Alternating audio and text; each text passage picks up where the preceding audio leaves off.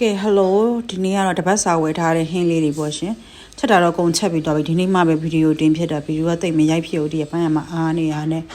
ဟင်းသွားပြီးဈေးသွားပြီးစင်တို့ကျမတပတ်စာပဲဝယ်တယ်အမြဲတမ်းပေါ့နေတိုင်းလဲဈေးမသွားနိုင်ဘူးအသားငါ့ကိုပဲတပတ်စာဝယ်အသီးနှံကတော့နေတိုင်းဝယ်တယ်သီးနှံပေါ့ဆိုဒီလမ်းထိပ်မှာနေဆိုင်ရှိတာဆိုတော့သီးနှံကတော့ဒီလမ်းထိပ်တင်ထွက်ဝယ်လိုက်တယ်အသားငါ့အကုန်လုံးတပတ်စာဝယ်လိုက်တယ်ဒီနေ့ကဒီတပတ်ကတော့ဝက်သားပါတယ်မဲသားပါတယ်ငါးပါတယ်ကြက်သားပါတယ်ပြီးရင်အမဲသား6ပါတယ်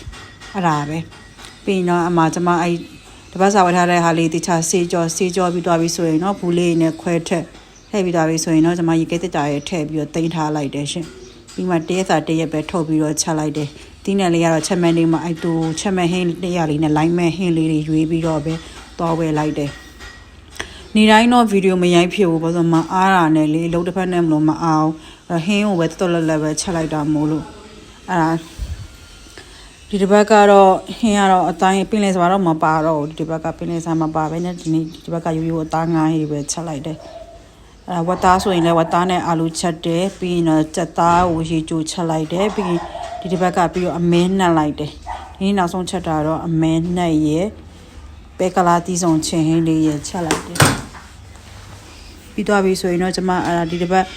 ချက်တဲ့ဟင်းလေးအကုန်လုံးကိုနောက်ဆုံးမှာတော့ဗီဒီယိုပုံလေးနဲ့ရိုက်ပြီးတင်ထားလိုက်တယ်ရှင်ဟောဆိုတော့ကွာဟင်းချက်တဲ့ဗီဒီယိုတော့မတင်တာပုံလေးတွေကတော့နေတိုင်းရိုက်တယ်ဒါတော့မင်းညတော့မှကျမတီးဆုံးပဲကလာဟင်းချက်ဖို့ပြင်ဆင်ထားတာလေညမှာပြင်ဆင်ထားလိုက်တယ်မနက်အစောထားချက်ဖို့တယ်ဘာလို့လဲဆိုတော့နေ့လည်ခင်းကျတော့တာကြီးမနက်ကျတော့မလီးနိုင်မအောင်အဲ့နဲ့ညကလေးရတခါတည်းချက်မဟင်းလေးရတယ်အကုန်လုံးပြင်ဆင်ထားလိုက်တယ်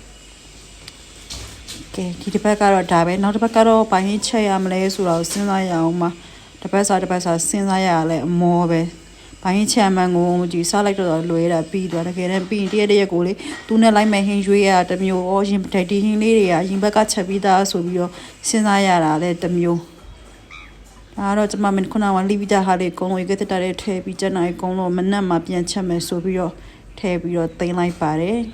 ဒါကတော့မနက်ရောက်တော့ပြန်ပြီးတော့ချက်လိုက်တယ်မဲသားနှစ်ကလေးရဲ့ပြီးရင်တော့တီးစုံပဲကလာဟင်းလေးရတော့ share ပဲဒါတော့ဒီတစ်ပတ်ချက်တဲ့ဟင်းလေးတွေပါရှင်ကျေးဇူးများကြီးတင်ပါတယ်ရှင်